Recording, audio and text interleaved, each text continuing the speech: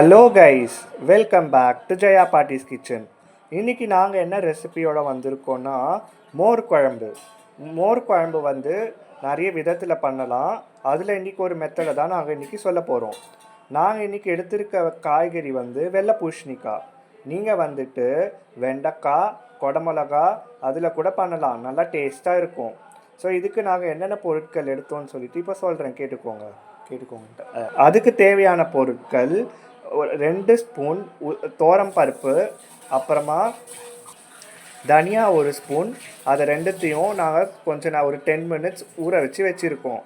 அது போக இதுக்கு சில பொருட்களை வறுக்க வேண்டியது இருக்குது. அது என்னென்னா 2 ஸ்பூன் பருப்பு, 1 ஸ்பூன் வெந்தயம், கொஞ்சம் பெருங்காயம், 2 காஞ்ச மிளகா போட்டு நம்ம அதை நல்லா எண்ணெய் போட்டு வறுத்து வச்சுக்கணும்.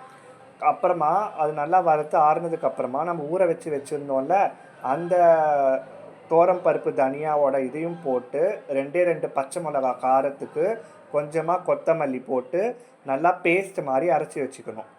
நீங்கள் சைடில் இப்போ நம்ம என்ன பண்ணணுன்னா பூசணிக்காவை வாட்டர் போட்டு நல்லா வேக வச்சு எடுத்து வச்சுருக்கோம். இப்போது அந்த நம்ம அரைச்ச பேஸ்ட்டு தூக்கி அதில் போட்டுட்டு கொஞ்சமாக தண்ணியை போட்டுட்டு கொதிக்க விடணும். அப்புறமா தேவையான அளவு உப்பு, கொஞ்சமாக மஞ்சப்பொடி போட்டு கொதித்து வந்ததுக்கப்புறமா கடைசியில் மோர் வந்து நல்லா சிலுப்பி அதில் மிக்ஸ் பண்ணிவிட்டு நான் அந்த சைடில் வந்து நுரைச்சிட்டு வரும்போது நம்ம ஆஃப் பண்ணிடணும். அப்படி பண்ணோன்னா நமக்கு மோர் குழம்பு ரெடி. இந்த வந்து உங்களுக்கு பிடிச்சிருந்ததுன்னா நீங்களும் ட்ரை பண்ணி பார்த்துட்டு எப்படி இருந்ததுன்னு சொல்லுங்கள். இந்த வீடியோ உங்களுக்கு பிடிச்சதுன்னா லைக் பண்ணுங்கள், எங்களோட சேனலுக்கு சப்ஸ்கிரைப் பண்ணுங்கள்.